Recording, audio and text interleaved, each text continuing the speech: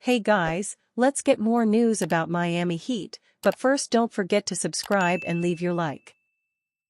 Martin and Bam Adebayo deliver hard hits in Celtics win over Heat.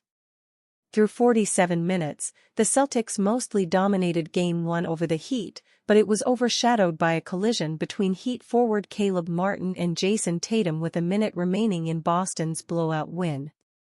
Martin, who had run in to chase Bam Adebayo's miss, clipped and undercut Tatum, sending the Celtics star tumbling onto his back and head. "Hard foul," Martin told CLNS Media/Celtics blog. "I tried to go help him up. I just heard him hit the floor. Obviously, I know I hit him pretty hard, but momentum was carrying me. I think I got pushed into that direction.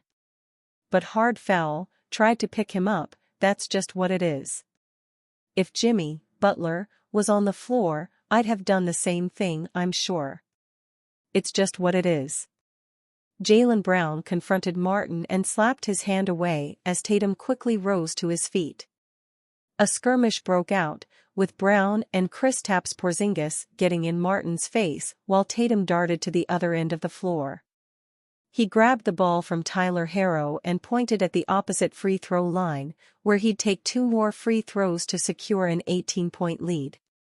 Tatum had scored 20 points with 10 rebounds and 10 assists to that point, and though Miami challenged a foul call 30 seconds earlier, Joe Mazzulla did not pull the starters from the game during the timeout. Mazzulla said Tatum came away from the play fine. In the moment, despite the obvious scare of Boston's star falling without control, the head coach was excited to see how Tatum and his players would respond. Porzingis, who didn't know if the hit was intentional or not, embraced the action that followed and called it fun. "Just understanding it's playoff basketball, it's a physical game playing against a physical team," Tatum said. "It's not the last time I'm probably gonna get hit like that or fouled in this series. I wasn't hurt. You get hit like that, you just get up, and I knew we were in the bonus, so go down there and knock the free throws down."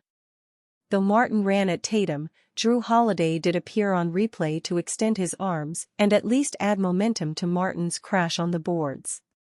Whatever theories about the timeout Miami that preceded the collision don't hold up since the Heat called it to challenge a foul call.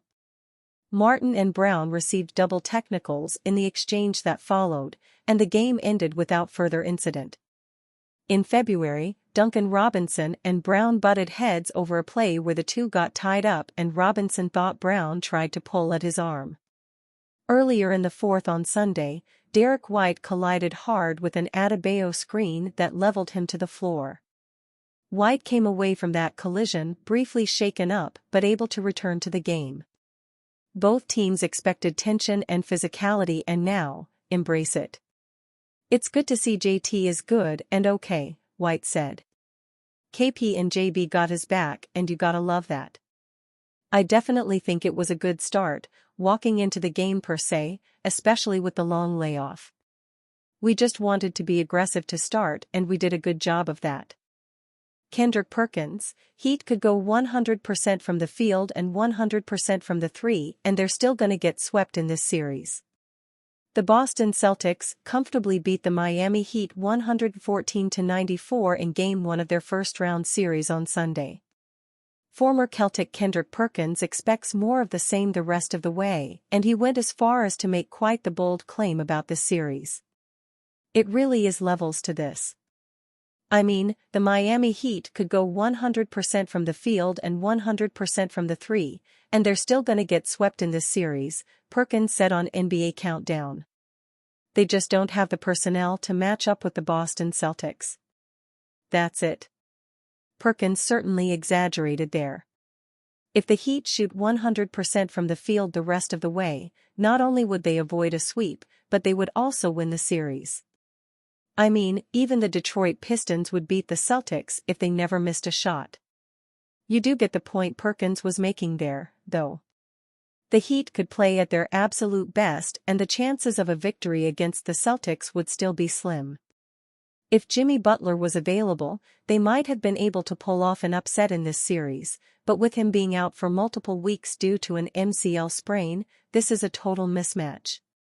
In Game 1, the Heat never led and were down by as many as 34 points at one stage in the fourth quarter.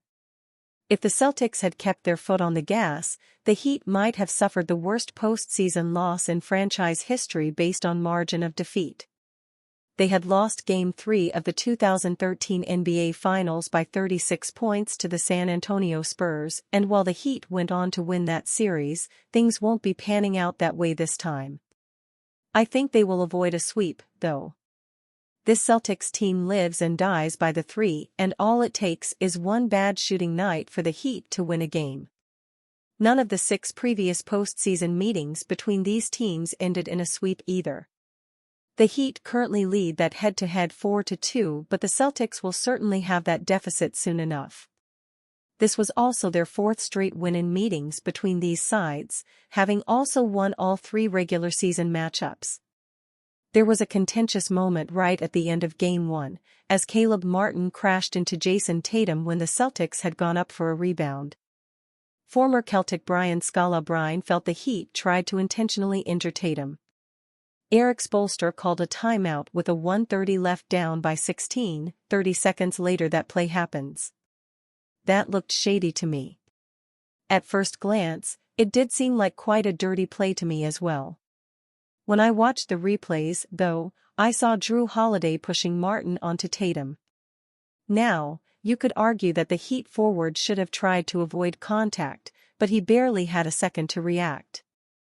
I think it would be a bit harsh to suggest it was intentional, but only Martin would know for sure.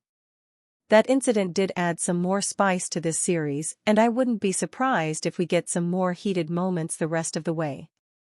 I just hope no one ends up getting hurt. Jason Tatum of the Boston Celtics is fine after a late-game collision during their victory over the Miami Heat. The Celtics were close to finishing a win in the opening game of the playoffs, but one of their top players had a hard fall. Jason Tatum, who had just achieved his first playoff triple-double, was going for a rebound with less than a minute left when he collided with Miami's Caleb Martin, falling to the floor at TD Garden. Tatum landed on his hip but quickly got back up. However, Celtics' Jaylen Brown confronted Martin, leading to a brief scuffle and both players getting technical fouls. Tatum calmly made 2 free throws, helping seal a 114-94 victory in the playoff opener.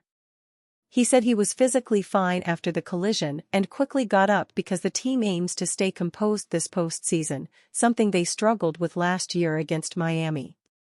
Just knowing it's playoff basketball. It's physical, especially against a tough team like Miami. Things like that are going to happen, Tatum said. I wasn't hurt from the hit. Just got up and knew we were in the bonus. Went down and made the free throws. Martin said there was no intention to harm Tatum. I tried to help him up. I heard him hit the floor. I know I hit him hard, but momentum carried me, Martin explained. If Jimmy Butler was on the floor, I would have done the same thing. Celtics coach Joe Mazzulla wasn't worried when Tatum fell. I was curious to see how he would react. I found the whole situation interesting, Mazzulla said of the play. I enjoyed watching it. And you, fan, what do you think of the situation of Jason Tatum? Leave your opinion in the comments.